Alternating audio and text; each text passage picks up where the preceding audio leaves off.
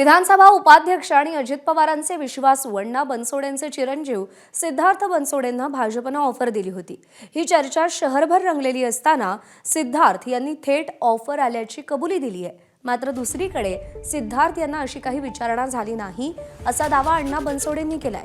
त्यामुळे ऑफर संदर्भात अण्णा बनसोडे अनभिज्ञ आहेत असं म्हणावं लागेल। आपण पिंपरी चिंचवड पालिका निवडणूक लढण्यास इच्छुक असल्याचं समजल्यानंतर भाजपसह इतर पक्षांकडूनही विचारणा झाल्याचं सिद्धार्थ बनसोडेंनी म्हटलंय। तर अजित पवारांशी एकनिष्ठ असलेलं भाजपची ऑफर नाकारल्याचंही सिद्धार्थ बनसोडेंनी स्पष्ट केलंय। तर पुण्यातील शरद पवारांचे आमदार बाबू पठारेंचा मुलगा सुरेंद्र पठारेंप्रमाणे अण्णा बनसोडेंच्या मुलाला भाजपनं फोडण्याचा प्रयत्न केल्याचं सिद्धार्थ यांच्या वक्तव्यानं स्पष्ट होत आहे।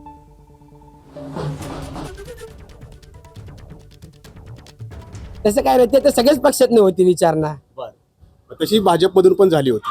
हो, सगळ्याच पक्षातनं झाली होती। अशी भाजपच म्हणता नाही ना, सगळ्याच पक्षातनं झाली होती। पण तसे पप्पाचे सगळ्या पक्षात मित्र आहेत, त्यामुळं सगळ्यांनी सहज विचारलं होतं की सिद्धार्थ तुला या ठिकाणी यायचं इच्छुक आहे का? बीजेपी झालं, अजून इतर पक्ष झाले, त्यामुळं आपण सांगितलं होतं की नाही, आम्ही दादाचे एकनिष्ठ आहेत, तर दादासोबतच कायम राहणार। दादाने तिकीट देऊ किंवा ना देऊ, आम्ही दादासोबत कायम एकनिष्ठ राहणार। सिद्धार्थ बनसोडे यांच्यासाठी पण काही विचारणा झाली होती भाजपमधून? नाही, तसं कसं असेल? आता सिद्धार्थ हा माझा मुलगा आहे आणि मी राष्ट्रवादी काँग्रेस पक्षामध्ये काम करतोय गेली 15-20 वर्षापासून। आदरणीय दादाच्या नेतृत्वाखाली मी पिंपरी चिंचवड शहरामध्ये काम करतोय आणि महाराष्ट्र राज्याचा विधानसभेचा मी उपाध्यक्ष असल्यामुळे सिद्धार्थचं तिकडे जाण्याचा काही प्रश्नच येत नाही। तशी काही विचारणा झालेली नाही। एबीपी माझा, उघडा डोळे बघा नीट।